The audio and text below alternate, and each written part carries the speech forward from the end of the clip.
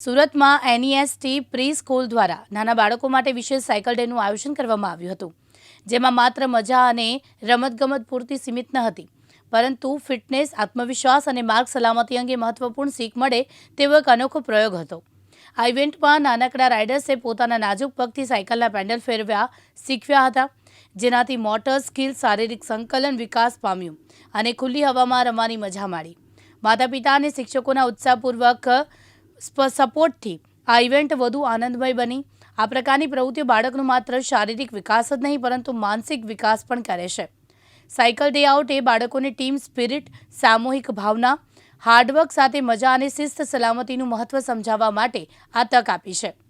એનઈએસટી pre school સતત અનુભવો આધારિત શીખવવા જેવી પ્રવૃત્તિઓ દ્વારા બાળકોને સર્જનાત્મક અને આત્મવિશ્વાસથી પરિપૂર્ણ બનાવવા માટે પ્રયત્નશીલ છે.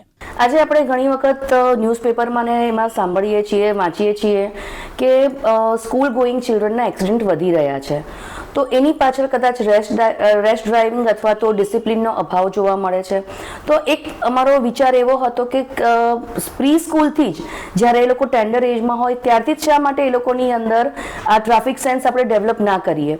અને એ થોટ પ્રોસેસની સાથે અમે લોકોએ આજે સાયકલ ડે આઉટનું પ્લાનિંગ કર્યું હતું, જેમાં છોકરાઓએ ખાલી ટ્રાફિક સિગ્નલ અને ટ્રાફિક ડિસિપ્લિન વિશે જ નહીં, but team building, hard working, sports activity plus motor skill development જેવી બીજી ઘણી બધી એક્ટિવિટીઝ પણ એ લોકોએ નવી એક્ટિવિટીઝ શીખેલી હતી. એટલે ફન એક્ટિવિટીની સાથે સાથે નોલેજ બેઝ લર્નિંગ પણ સાયકલ ડે આઉટ દ્વારા બાળકોને અપાયું હતું. બ્યુરો રિપોર્ટ, દિવ્યાંગ ન્યૂઝ, સુરત.